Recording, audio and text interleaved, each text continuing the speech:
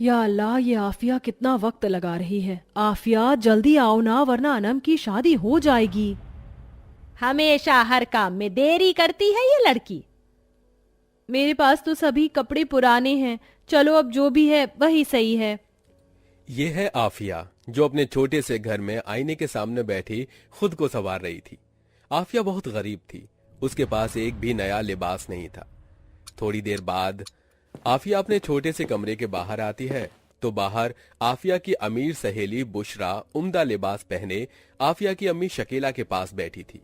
आफिया, तूने पुराने कपड़े क्यों पहन लिए? कोई नया ड्रेस पहन लेना था। मेरे पास नए कपड़े नहीं हैं।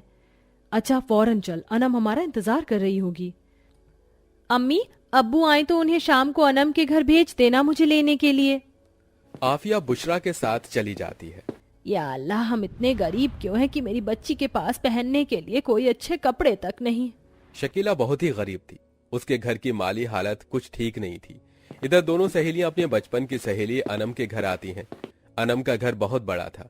अनम दुल्हन ड्रेस पहने अपने कमरे में बैठी थी।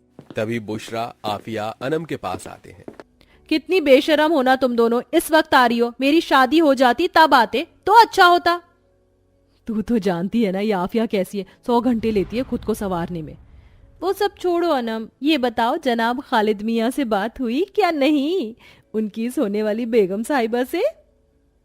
अरे अब तो बात क्या, थोड़ी देर बाद तो हूबहू मुलाकात जो होने वाली है उनसे। कितनी बुरी हो ना तुम दोनों, ये वक्त तुम्हारा भी आएगा, तब देखना अच्छी खबर लूंगी मैं तुम दोनों की। अनम, बुशरा और आफिया ये तीनों बचपन की सहेलियां हैं। अनम, बुशरा ये दोनों बहुत ही अच्छे खासे परिवार से हैं और आफिया बहुत ही गरीब परिवार से है। थोड़ी देर बाद बारात आती है और अनम की शादी उसी गांव के एक मिडिल क्लास परिवार के लड़के खालिद से हो जाती है, जिसके बाद अनम अपने ससुराल चली जाती है। रात का वक्त। आफिया, 15 रोज बाद मेरी भी शादी है, तो तुझे मेरी शादी में 8 रोज पहले से मेरे घर आना होगा। इंशाअल्लाह जरूर बुशरा। इतने में वहां आफिया के अब्बू सुल्तान आते हैं। अस्सलाम वालेकुम चाचा जान, सब खैरियत? वालेकुम अस्सलाम। अल्हम्दुलिल्लाह बेटी, सब ठीक है। आप सुनाइए, आप कैसे हो? अल्हम्दुलिल्लाह चाचा जान। आप सब भी मेरी शादी में तशरीफ लाएंगे ना? 15 रोज बाद मेरी शादी है। अल्लाह मुबारक करे बेटी, इंशाअल्लाह हम जरूर तशरीफ लाएंगे। चाचा जान, अब आफिया की उम्र भी शादी के लायक हो चुकी है, तो आप आफिया के लिए भी कोई अच्छा सा रिश्ता देखिए ना। बेटी, रिश्ते तो बहुत से आ रहे हैं आफिया को, पर हमारी गरीबी और माली हालत देखकर किसी भी रिश्ते में बात नहीं बन पा रही। इतना कहकर सुल्तान आफिया को लेकर अपने छोटे से घर में आता है। सुल्तान बहुत गरीब था, वो उसी गांव में छोटी मोटी तिजारत करता था। गरीबी के चलते आफिया का अब तक कहीं रिश्ता नहीं हो पा रहा था। बहरहाल 15 दिन यूं ही गुजर जाते हैं और बुशरा की भी शादी एक जावेद नाम के लड़के से हो जाती है। जावेद के परिवार वाले भी अच्छे खासे लोग थे। इसी तरह कुछ महीने गुजर जाते हैं। तभी एक रोज आफिया को उसी गांव के एक गरीब लड़के साजिद का रिश्ता आता है। साजिद अपने छोटे से किराए के घर में अपने अम्मी, अब्बू, नजराना, अब्दुल और छोटी बहन हिना के साथ रहता है। तभी दोनों परिवार के बीच बातचीत का सिलसिला चलने पर कुछ ही रोज बाद आफिया की शादी साजिद के साथ हो जाती है। शादी के दूसरे रोज। आफिया, इस वक्त हमारी माली हालत कुछ ठीक नहीं है। हमने शादी के लिए काफी लोगों से कर्ज लिया था और साजिद की कमाई भी काफी कम है, तो तुम गैस के बजाय चूल्हे पर ही खाना बनाया करो। चूल्हे पर खाना बनाने में तुम्हें कोई तकलीफ तो नहीं होगी ना? नहीं अम्मी, इसमें तकलीफ कैसी? बाकी हमें तो हर छोटी से छोटी चीजों में बचत करते रहना चाहिए, क्योंकि बचत ही हमें सही जिंदगी गुजारने का रास्ता बताती है। माशाअल्लाह, बड़ी ही नेक सोच है बेटी तेरी। तभी आफिया मिट्टी के चूल्हे पर चाय बनाकर सबको तकसीम करती है। थोड़ी देर बाद, अच्छा मैं काम पर जा रहा हूँ। साजिद, कल ही तो तेरी शादी हुई है, कुछ रोज बाद चले जाना तो काम पर। अम्मी, आप तो जानती हो ना, हमें काफी लोगों का कर्ज अदा करना है और ऐसे में मेरा घर पर रहना ठीक नहीं होगा। जो पैसे आएंगे वही हमारी जरूरत में काम आएंगे। तभी साजिद अपने काम पर चला जाता है। साजिद उसी गांव के कारखाने में 200 रुपए रोज से मजदूरी करता है। बहरहाल इसी तरह दिन गुजरने लगे। ससुराल की जिम्मेदारियों में तीनों सहेलियों को एक दूसरे से मिलने का वक्त ही नहीं मिल पा रहा था। अनम और बुशरा तो अपने ससुराल में काफी खुशहाल जिंदगी गुजार रहे थे और आफिया बड़ी परेशानी में अपनी जिंदगी गुजार रही थी। एक रात। जी 15 रोज बाद बकरा ईद आने वाली है, क्या आप बकरा ईद पर कुर्बानी के लिए बकरा खरीदेंगे? नहीं आफिया, हमने कभी कुर्बानी नहीं की है क्योंकि हमारी माली हालत बहुत खराब है, हम पर कर्जा भी है और गरीबी भी है, इसीलिए हम कुर्बानी नहीं कर पाएंगे। मैं अल्लाह पाक से दुआ करूंगी, देखना अल्लाह के फजल कर्म से हमारी सारी गरीबी और परेशानियां दूर हो जाएंगी। गरीबी और कर्ज के चलते साजिद के परिवार वाले बकरा ईद पर कुर्बानी नहीं कर रहे थे। बहरहाल कुछ दिन यूं ही गुजर जाते हैं। बकरा ईद को अब सिर्फ 4 दिन का वक्त बचा था। तभी एक दिन अनम और बुशरा दोनों आफिया से मिलने उसके ससुराल आते हैं। आफिया के ससुराल की माली हालत देखकर अनम बुशरा हैरत में पड़ जाते हैं। तभी आफिया उन्हें अपने ससुराल की सारी गरीबी के बारे में बताती है। कोई नहीं, अल्लाह पर यकीन रखो आफिया, अल्लाह पाक बहुत जल्द तुम्हारी गरीबी परेशानियां दूर कर देगा। अच्छा ये बता आफिया, तुमने कुर्बानी के लिए बकरा लिया कि नहीं? मेरे शौहर तो बहुत ही कीमती और उम्दा बकरा लाए हैं ईद पर कुर्बानी के लिए। हमारे घर भी कुर्बानी होने वाली है।